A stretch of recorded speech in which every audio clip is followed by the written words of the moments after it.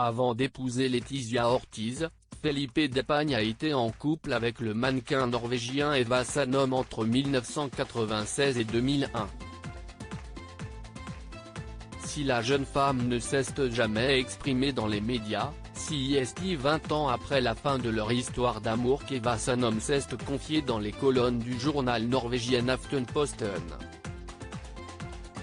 Alors que le roi Juan Carlos a longtemps été accusé d'avoir séparé son fils de sa compagne, cette dernière a assuré « Peut-être que j'étais un peu têtu là-dessus, peut-être que j'aurais dû faire une déclaration.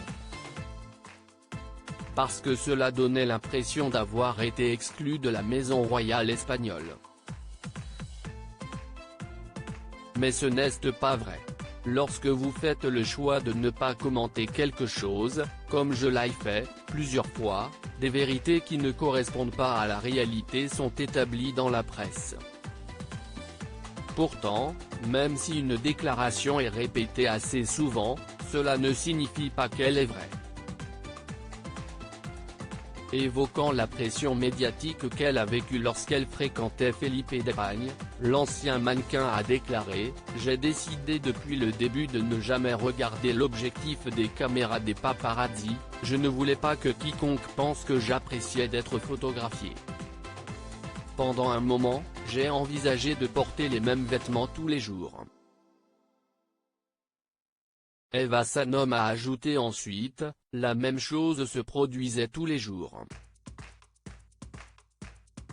Les paparazzi couraient après moi comme si j'étais un animal rare dans la savane.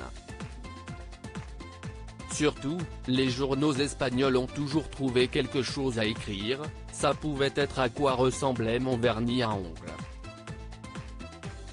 Ou que je sortais de la douche, que j'avais les cheveux mouillés.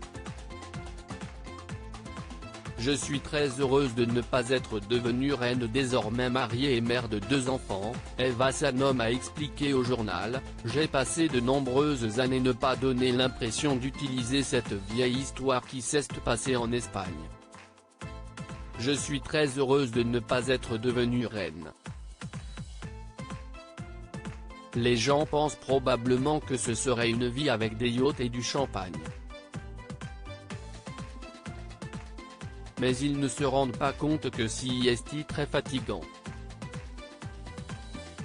C'est une vie pleine de restrictions. Pour conclure, la jeune femme a ajouté, la motivation pour moi de partager maintenant quelques détails de mon expérience avec la famille royale et la presse est parce que ça constitue la base de mon engagement pour l'éthique de la presse et des médias.